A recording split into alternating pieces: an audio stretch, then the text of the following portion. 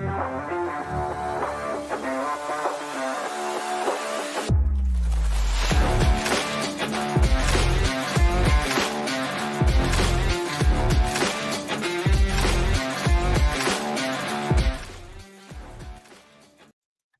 you struggling to keep up with the latest twists and turns in real estate law? Are you concerned about the changes and how they might impact your investments and your bottom line? Hello and welcome to the Renovation Nation show, brought to you by Red Maples, your go-to source for institutional style property management of small multifamily rentals. I am your host, Nathan Bush, and on each show we share with you real life lessons from our real estate experience. We invite industry experts, innovators, and influencers to explore the challenges and opportunities facing small multifamily real estate investors. We designed this show to answer the questions you have about researching your market, setting up effective management systems, and maximizing your returns. If you want more of these types of resources regularly, you can subscribe to my YouTube channel, or you can go to www.nathanbushmba.com/subscribe. That's nathanbushmba.com/subscribe, BUSH.com/subscribe. And that will allow you to jump onto the email list so that you can get updated with information like this. Also, make sure you check out the resources in the descriptions, whether it's above or below, depending on which platform you're watching on. Those resources will be available to help you out. So I think it's important that you have that.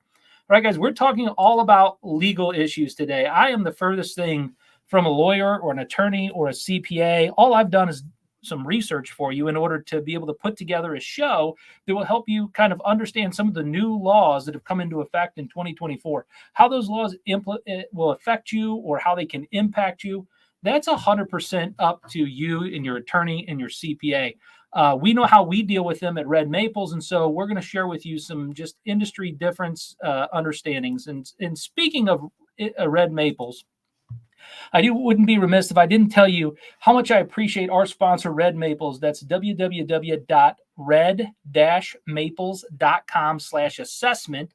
And you can go there and get a comprehensive assessment of your rental portfolio. A lot of people don't understand what's going on in their small multifamily real estate assets. They want to know why maybe they're not making as much money as they should, or how to maximize their profitability, or maybe they're just trying to figure out what it would be like for a property manager in order to be able to manage those resources for them so they can go on to do other things. If that's you, go to www.red-maples.com/assessment and take our assessment. We will get you that information. You'll have a budget on your overall portfolio. You'll have an understanding of what it looks like to have a property manager on your stuff.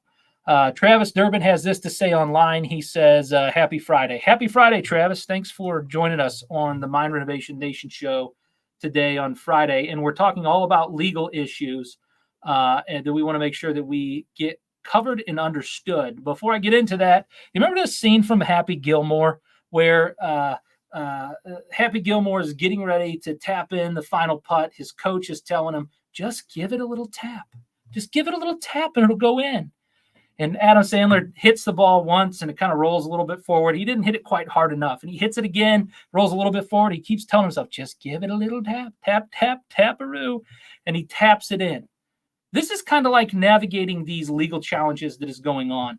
You know, you've got to hit the ball hard enough. You got to understand exactly what to do in order to navigate these different things. But if you don't know the lay of the land, if you don't know what the greens look like, or you don't know what that putting is going to feel like, and you've never done it before, that's what I hope this show does for you today. I hope it takes you down that pathway to give you just the right amount of oomph to just tap it in and to get your real estate investments to go where you want them to go. And hopefully we don't get eaten by the alligators along the way. All right. So here's the thing, like keeping up with legal challenges can be tough. Keeping up with these legal challenges can be tough, especially if you're an out-of-state real estate investor. This isn't something that you see on the 5 o'clock news every night. And so these types of items are things that are going to impact you in the city of St. Louis and surrounding areas. And these are legal challenges that you might face or need to deal with, or at least need to know about. So staying abreast of these legal changes in real estate can be overwhelming, especially with these new laws and regulations that are emerging. It's easy to feel lost in some of these complexities, and this can lead to anxiety about compliance and potential legal issues that could come up or legal mistakes. And so I just want to give you some information so you know what to be talking about with your accountant and CPA. Again, this isn't legal advice on this show. And for anybody that thinks that this is legal advice, please contact your attorney or your CPA about this information. All right, see you guys out there online. If you're here, if you have questions, go ahead and send those questions in. If anything doesn't make sense today or you'd like some more clarification on anything that I'm presenting today, go ahead and put it in the comments or the chats. I'd be happy to answer some of those questions for the end of the show. All right, guys, here's another thing. These legal environments, they can have an impact on your overall profitability. And so these new legal changes, especially those that are related to taxes in Missouri, wages, brokerage commissions, and we're going to talk about all these things, they directly impact your bottom line. These are costs. And understanding how these changes affect your profitability is crucial, but they can be challenging to navigate. Many investors struggle to know how to adapt these strategies to maintain an increase and get a return. And I know that some of these new regulations are challenging to navigate. And so at the bare minimum, at least be aware of them. And before we get into what those challenges are, if this is you, look, navigating complexities and expansion, you can do this. If you're a new entrepreneur, if you have a startup business, you can navigate some of these complexities and the changes in the laws. You just have to understand, like, for those looking to expand their real estate portfolio or start new ventures, the latest legal changes add another layer of this complexity. This can be particularly daunting for newcomers or small-scale investors who might not have the resources to fully understand and leverage these new laws to their advantage. So if you're a new investor or you're starting up your real estate investment journey right now, today, or this year, understanding this show today will at least put you in a better position than those who don't. And so I highly recommend that you stay tuned all the way to the end to get all of the legal changes that have been going on, at least the ones that I felt were going to impact you the most. All right, so let's talk about what these changes are, because the first change is this here, the Missouri minimum wage. Missouri minimum wage. The minimum wage raised from $12 to $12.30. Now, you might not be saying, well, that's not that bad. In some areas around the country, it's gone up to as high as $16. But here's the thing. Number one, this is a trend. The minimum wage is increasing all around the country. And so navigating this minimum wage, whether you agree with increasing minimum wage or not, we have to navigate it. And that means that every single person on your property manager staff, on the construction staff, at minimum, if they were at that $12 an hour mark, they're now being moved to $12.30. And so there's additional costs that are associated with that. Remember, for every 30 cents that you're increasing your employee's wage, you have taxes on that 30 cents. You have benefits on that 30 cents. And so it's extremely important that you understand that this 30 cents isn't just a 30-cent raise. It's a 30-cent raise and then some. Now, the cool thing about the state of Missouri is that Missouri House Bill 417 gave a $1,500 tax break to businesses who hire an apprentice or an intern and pay them at least this minimum wage. So while it doesn't cover the entire cost of that increase, there is some relief in 2024 if your business can navigate that minimum wage hike properly. Make sense? It's kind of cool to know some of this inside information and to know what's happening so you can navigate these things. Now, look, if minimum wage has affected you and you need a way to reduce kind of ongoing administrative processing costs, my recommendation is to take our first sponsor up on their offer, which is let them do the administrative task. Outsourcing that helps people like you focus on your superpowers, simple and on your terms with no term limits and no minimums. Get a free consultation with no obligations. Go to www.bbcglobalservices.com to hang out with our first sponsor and talk to them about how they can save you some money on this minimum wage hike cost that's going on around the United States. If you are paying $12.30 for labor for general administrative tasks, might it be wise to check out bbcglobalservices.com. All right, here's the next thing we're going to talk about today. NAR lost. And what does that mean? What is NAR? National Association of Realtors. And what did they lose? Well, in October 31st of 2023, a federal jury in the West District of Missouri found that the National Association of Realtors and multiple other real estate brokerages violated antitrust laws, conspiring to inflate the broker's commission cost for residential home sales. The jury awarded $1.78 billion in damages to the class members, who includes sellers of more than 260,000 residential homes in the state of Missouri, Kansas, and Illinois from 2015 to 2022. So if you didn't know that, NAR lost. They lost this lawsuit. And NAR has been a powerful political activist to be able to protect realtors across the board for years. And this is one of the biggest blows that NAR has seen in a long time. What does that mean for real estate agents? And what does that mean to you, the real estate investor? The crazy part about this law, and I don't know how many of you have been following this case. Like if you're a realtor, you probably have been following this closely. You probably even understand this a little bit better than I do if you're a realtor and you sell homes on a regular basis, because that's not our core business. Our core business is managing small multifamily real estate rentals. However, how does this impact us? Well, here's what I do know. You have to sell it. Listing agents don't sell homes, guys. Like as much as you guys want to believe that whenever you list a home with a real estate agent, that real estate agent is selling your home, they are not selling your home. A listing agent is doing simply that. They are listing your property for sale. They do all the initial work to get you, the client, the person who wants to sell their home, to actually get their home listed on the MLS in a believable way that they're going to market and list that home to other agents, opportunities, and prospective buyers. But they're not the one typically selling your property. Who sells your property? Well, that's a buyer's agent.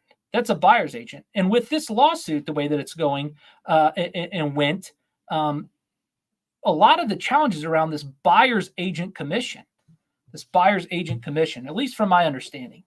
And so that's a problem. That's a problem. If the buyer's agents are not going to be paid money to show the property, at least paid enough money to show that property, then who's going to sell that property? Does that mean now that the only commissions can be made from a listing agent? This is the way that real estate has worked in the United States for a long time, is you have cooperating working agents together in order to be able to help them sell that property. So what do we do in the midst of this antitrust lawsuit that said that realtors were working too closely together along with the local association? I don't know. These are interesting times when it comes to this lawsuit that was won, because I don't know that there's been any case study that came out to say this is what we need to do differently. It just awarded a bunch of damages for the conspiring of the NAR and these brokers that apparently jacked up prices for 260,000 purchases. So here's what I know. In most cases, the businesses that do the work don't bear the burden of the cost of the changes to the law. Who does? That's the buyers and the sellers of these properties.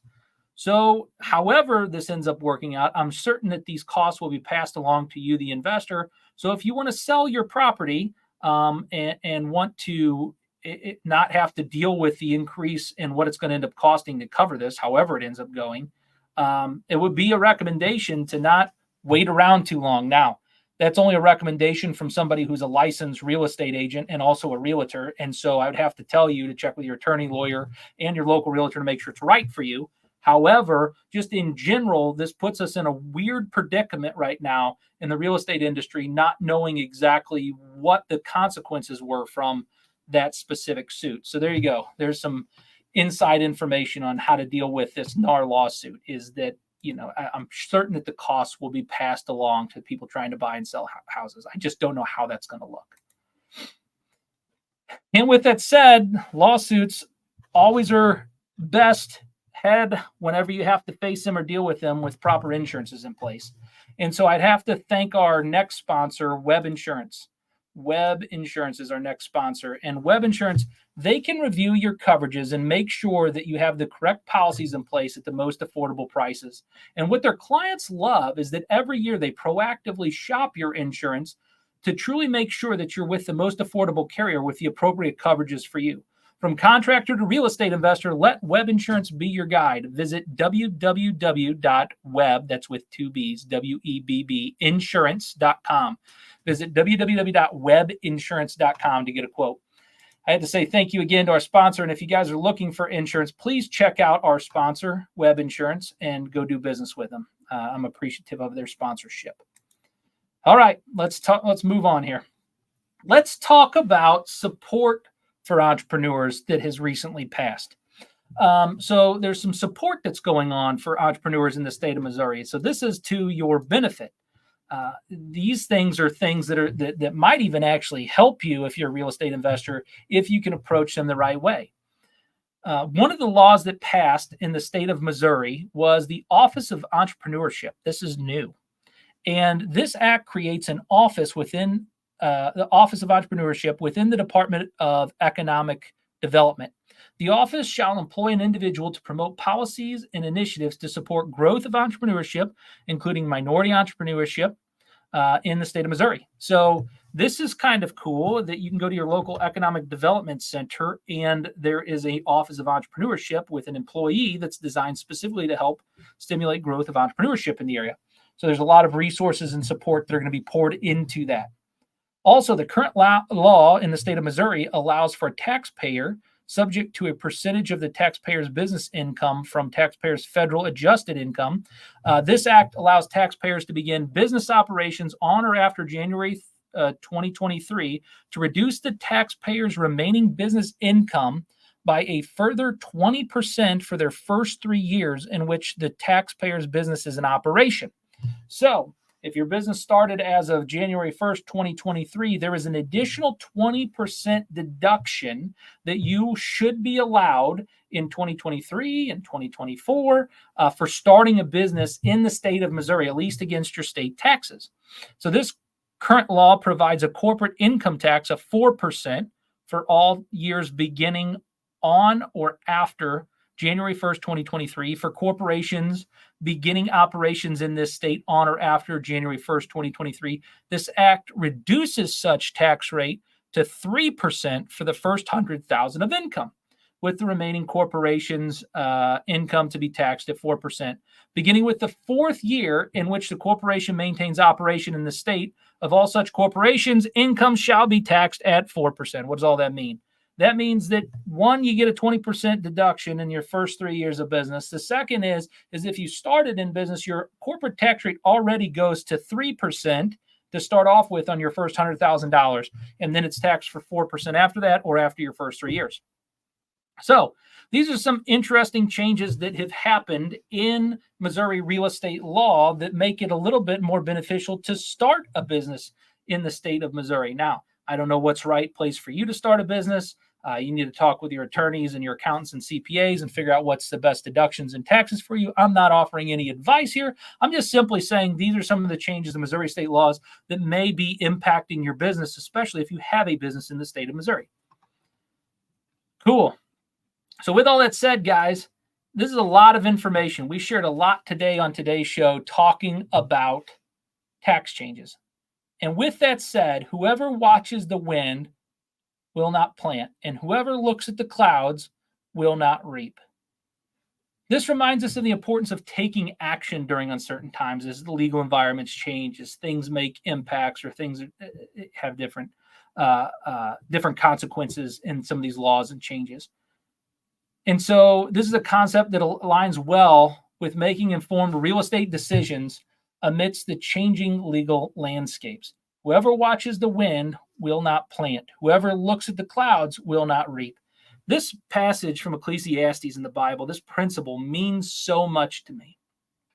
If you spend all of your time watching the wind, you're not going to take action and plant. And what are you really looking at if you're staring at the wind? And if you spend all of your time sitting there looking at the clouds, you're not going to take action and reap. Keep yourself focused on the outcomes that you're trying to achieve. And do it tactfully, do it proactively, and do it with the help of our sponsor, Red Maples. If you need property management help, go to www.red-maples.com/assessment and get an assessment of your portfolio. determine what the rent should be in your portfolio. We'll give you a budget for your portfolio. We'll help you understand and navigate some of the equity that's going on in your portfolio. We really do take a thorough look at your property so we can help you navigate some of these complex changes to the tax laws. So with that said, visit www.red-maples.com/assessment. All right. And guys, I really appreciate you joining us. And that Renovation Nation brings us to the end of another episode. I am Nathan Bush, your guide on this real estate business growth journey. Remember, just like plants that need the right air and soil and care, our minds need the right environment to build a life of purpose, passion, and growth. Don't forget to get your citizenship to Mind Renovation Nation. Follow us and subscribe to my email list, and hit subscribe on YouTube to stay updated with the latest episodes. And if you love today's mind workout, guys, please share this with a friend who's as passionate about real estate business growth as you are, so they can enjoy us every Friday at noon when we go live. Join me next time for more insights, inspiration, and of course, a bit of nation building spirit that drives us to create a community united by shared values, purpose, and a commitment to leading a lasting legacy. Until then, keep building, keep growing, and let's lead more than 25,000 souls to a life of values-based investing. In our journey of mind renovation, we often talk about personal growth, ethical leadership, and making impactful choices. Look, values-based investing is an extension of that philosophy. It's about being a steward not only of our finances, but also of our values and vision for the future. Take a second here and sign off from the heart of St. Louis. Stay blessed, guys. Stay inspired. And remember, every day is a chance to renovate your nation. Have a good afternoon.